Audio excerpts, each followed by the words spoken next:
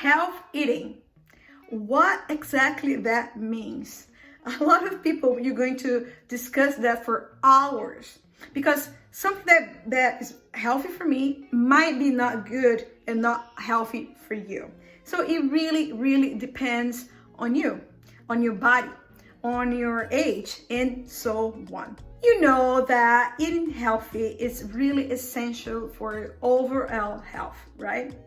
Because you probably know that the root causes of all diseases are inflammation in your body. So when you eat a diet that is full of processed food, full of sugar, salt, and so on, and bad oils, you're going to have inflammation in your body. And also, you probably heard that we are what we eat, but also we are how we digest the foods, since the gut is like our second brain. So when we don't have a good digestion, we don't have a good healthy body. When we don't have a good digestion, our immune system, it gets so weak. So it's really important to eat healthy to avoid being sick, to avoid having an unhealthy body and even mind. So the last 20 years, we're seeing this rise of diseases like diabetes type 2, which is all linked to lifestyle, cardiovascular disease, obesity, and so on. And all is related to how we eat. So again, I'm not gonna say how you have to eat, because this really depends on how your body digests, how your body is. But I'm going to tell you 6 substitutions you can do to start eating healthy, to even think about your diet and even change a little bit more beyond these 6 substitutions. These 6 substitutions are so easy, anyone can do it. And I would love you to try to do all the 6 substitutions. But if you can, for any reason, try to pick 1, 2, or 3 at least, and do it for 30 days in a row, so you can see the change in your body, see the change in the digestion, see the change in your mood, and really stick to your change of your unhealthy habits. So let's start with the substitutions. Let's go to number 1. So let's talk about the wheat flour. So the wheat, is not the wheat that we know like centuries ago. Okay, the wheat, it really changed, and unfortunately, it's really inflammatory. So I'm not talking about you have to go on a gluten-free diet, but I'm gonna tell you basically everyone should experience at least a reduce on any wheat product. So here I'm talking about the wheat flour, because the wheat flour is responsible for our breads, for our cakes and cookies and so on, and even other products, the pasta and etc. So when we substitute the wheat flour, for example, I love cooking, and I always suggest everyone to cook your own food, so that way you reduce the possibility of eating bad ingredients. So my diet, I can tell you, is like 90% gluten-free. I say 90% because if I feel that I want to eat, my favorite sourdough in the city, and I go and eat like a slice, maybe once a week. If I want to eat like my favorite pizza in my, the local restaurant, farm to table style, I just go and eat, and that's fine. But 90% of my diet is gluten-free because of the endometriosis. And I started doing the endometriosis diet like 4 years ago. It really helped me. And I noticed like the reduce of inflammation, like overall inflammation in my body. I've seen like a big difference in my digestion, on my skin. So I kept doing this 90%, sometimes even 100% diet without gluten. So I use, in my house, there's no gluten. I don't buy wheat flour. I don't do anything like with wheat or anything that has gluten. So I substitute for other types of flours. And nowadays it's so easy to substitute. So when you enter in this world of flours, you're gonna be so surprised. We have almond flour, coconut flours, which both they are also low carb if you are in a low carb diet.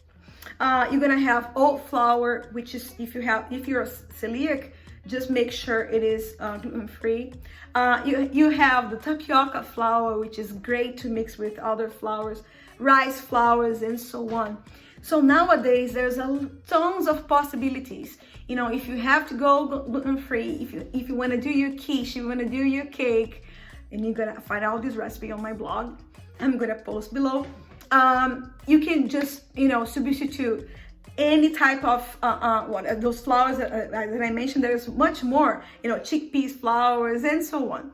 So when you enter this world of flours, you figure out how to use them, how which one has a different texture, how each one is good for, you know, making a specific cake or not. So you start exploring, and it's so amazing because then you're probably just using, like, you know, wheat flours all the time, and then suddenly you have, you know, at least 5 different flours to try. So 5 ways to get more nutrients in your body. And of course, like I said, you're gonna start like noticing which one is good for each type of recipe. Sometimes you have to mix. I love mixing a little bit of tapioca flour, you know, with other flour, especially with almond flour, which tends to be more oily.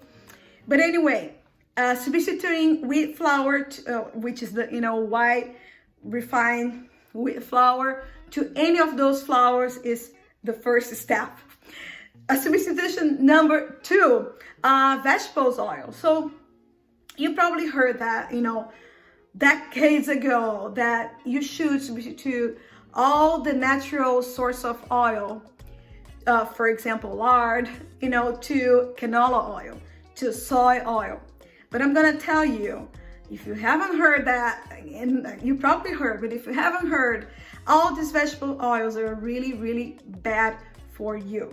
Actually, you know, they were created to sell, you know, the story to sell, you know, that they're healthy, but actually they're unhealthy. And why is that? And I just wanted to make sure that you're gonna say like, oh my God, here you go. So you're gonna say that this is a bad food, this is a good food. I just want you to think how vegetable oil that is processed, you know, how a vegetable oil that is full of chemicals. For example, corn oil. So you have to get like a bunch of, you know, corn seeds to extract the oil.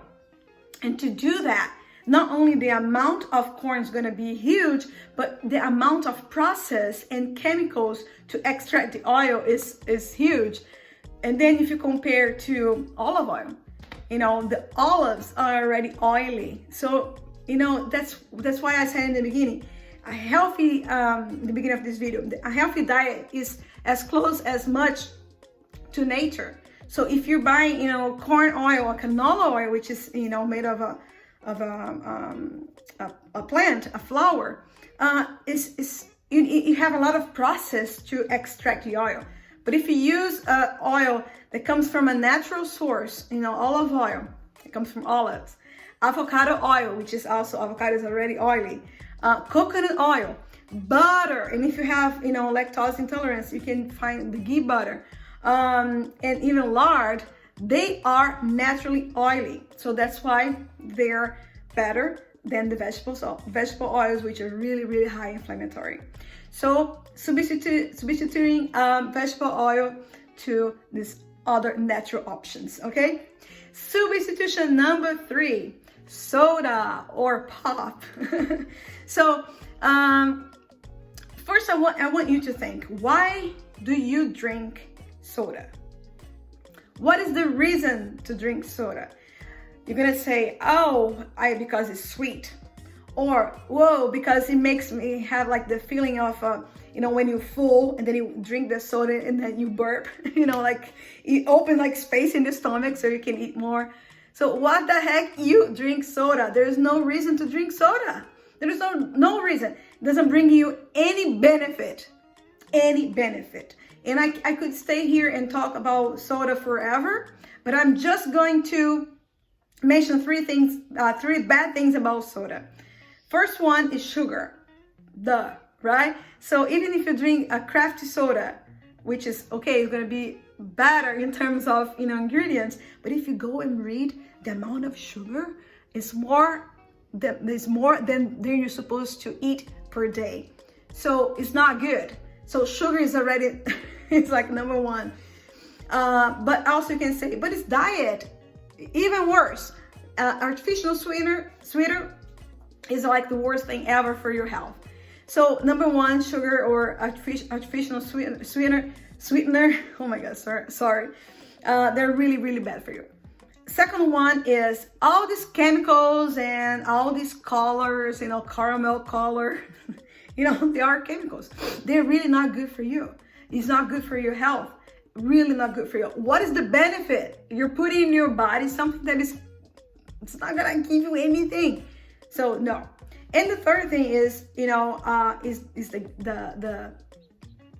the gas thing you have, the bubbles. So the bubbles make your stomach, inflate. So this is really not good for you. So all these three things, and I can mention more like sodium and so on, but all these three things is already enough to tell you don't drink soda. So how are you going to substitute soda? First, I want you to think, why you drink soda. You don't need to drink soda. Done.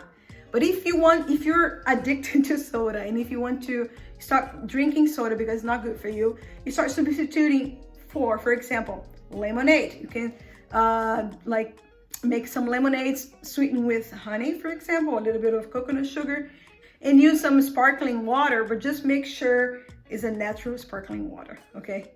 And also we can do like iced tea and also sweetened with honey, with maple syrup, coconut sugar, and so on, because it's a way to substitute for something a little bit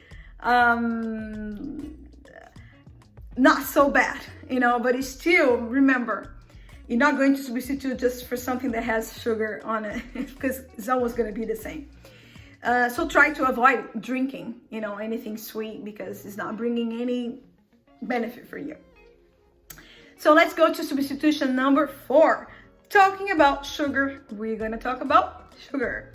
So, and here I'm talking about the white sugar, the processed white sugar, which again, what is the benefit for your health?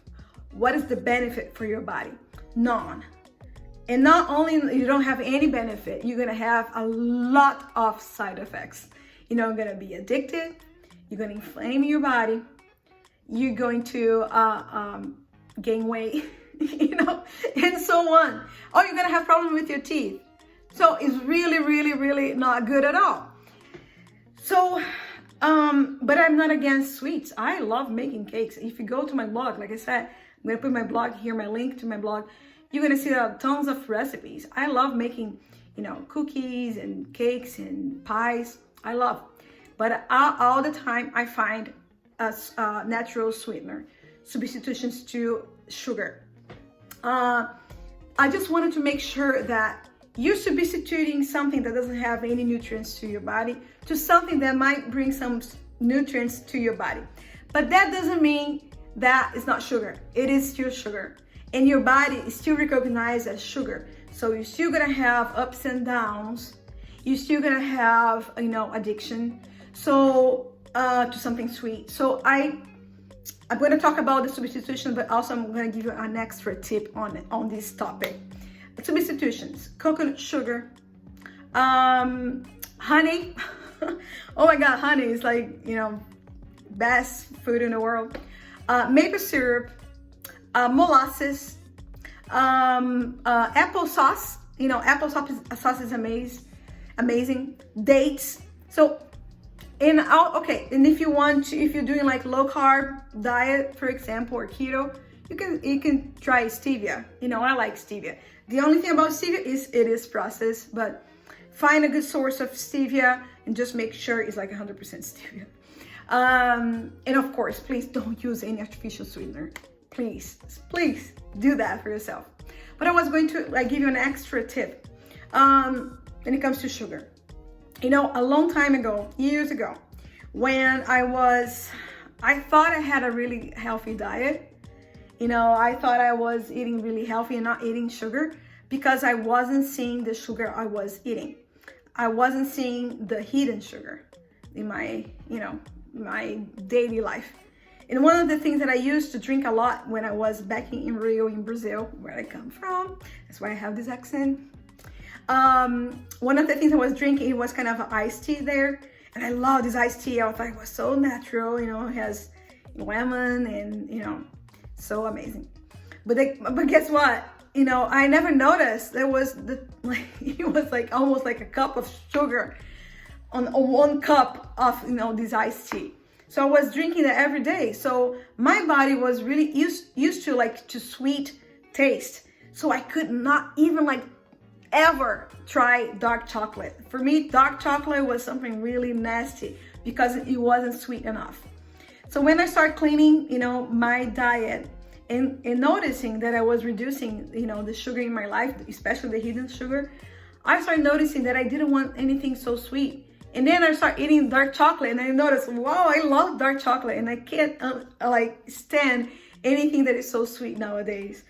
And of course, dark chocolate, it has sugar. Pay attention, just read ingredients.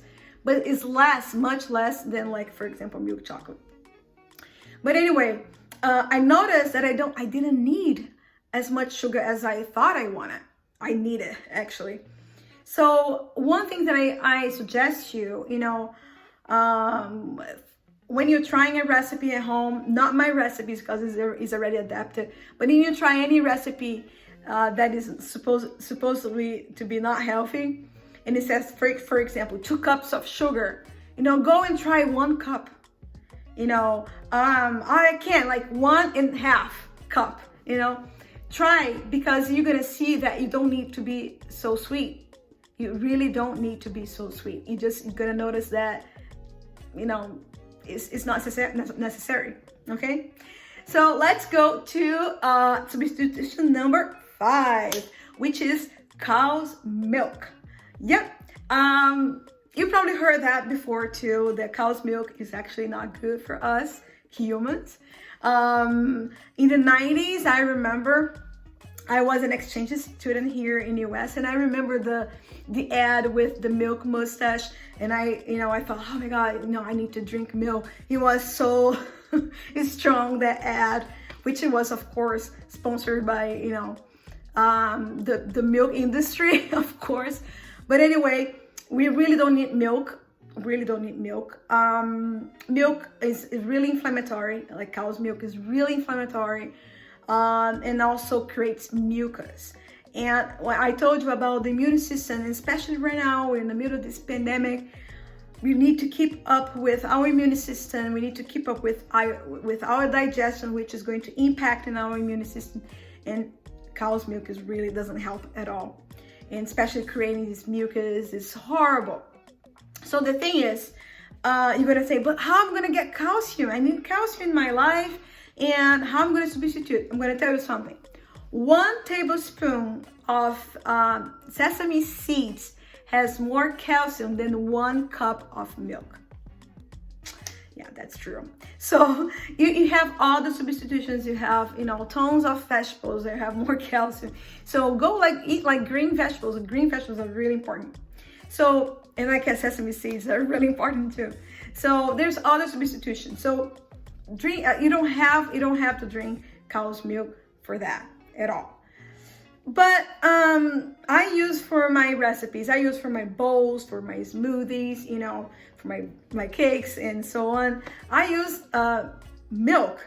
So I substitute for coconut milk, for example. I substitute for any vegetable milk. In my case, I'm a super fan of coconut milk, full fat especially. But you can use any other vegetable milk, for example, almond milk, macadamia milk, even rice milk is not my favorite, but you can use that too. But definitely coconut milk is my favorite. But if you don't like the coconut taste, you can try all those nuts, milk and rice milk. They're amazing. Of course, I would love you to make your own vegetable milk. I would love to make my own vegetable milk. I'm super busy woman, and I'm sure you are a super busy woman. So in that case, I buy my coconut milk. I just pay attention if it has sugar added, so I buy without sugar, of course, unsweetened, and as much natural as possible. And then I use the one that is ready, because I really don't have time to make my own vegetable milk. And yeah, and then you're gonna say, you know, you can, when you start using, you know, for example, even with coffee, you're gonna notice there is like basically no difference. I'm not against butter. I'm not against cheeses. Of course, it depends on your level of lactose intolerance, but I'm not against. It's a different process, especially yogurt, but you have to pay attention how your body responds. Again, like I said in the beginning, each body is different. How each body responds to each food is completely different. I had a little bit of lactose intolerance, but I can definitely eat some types of cheeses. Butter is completely fine. In no way, milk is not part of my life for more than 10 years. So yeah, and of course, even like milk, even ice cream, I make with coconut milk. Okay, so let's go to substitution number 6 and our last one. And I think you already know which one I'm going to talk about it. Let's recap all the 5 ones that I already talked to you. So then you have some time to figure out the 6th one. Number 1 is the wheat flour. Number 2 is the vegetable oil. Number 3 is soda or pop. Number 4 is sugar. Number 5 is the cow's milk. So number 6 is salt. So the table salt, the one that is refined, you know, poor of nutrients, raise your hypertension, is really not good for you. So you can substitute simply to any type of mineral salt. So you're gonna say, but it's so expensive, because the table salt is so cheap. And then when you're gonna buy the mineral salt, which is like there's tons of mineral salts, you're gonna say, oh my God, it's like 10 times the price. But the thing is, think with me, you don't use salt as much. You don't use like tons of salt. You just use a little bit, you know, to salt your food, to cook your food. And when you start using more spices, when you start using more garlic and onions, you really don't need as much salt. You start noticing that when you start cooking. So you don't need that much. So when you buy a good salt, like a good mineral salt, you know, don't worry about, you know, like the price. Of course, I'm not going to buy like the most expensive one, but try to find a good one, a good source of mineral salt. My favorite is the pink Himalayan salt, but again, as anything, you have to trust the source. I suggest you to go get the salt, put in the water, see if the water turns pink, to see if it's like dye, you know. But mineral salts are really, really important for our health. We need the minerals there are inside of these mineral salts, which is in the table salt doesn't exist at all. So, okay, so there's the 6 substitutions. I think is really easy for anyone to, you know, to start applying in your routine. But if you have any doubts, any questions, please send your questions below and your doubt on the comments below. And if you like this video, just give your thumbs up, because it helps to promote this video to other people. And when promoting this video to other people, you're going to help also make the world healthier. So give your thumbs up, like the video, leave your comment, and like I said before, if you haven't subscribed to my channel, do that, so you're gonna be notified when you have new videos. Thank you so much, and bye bye.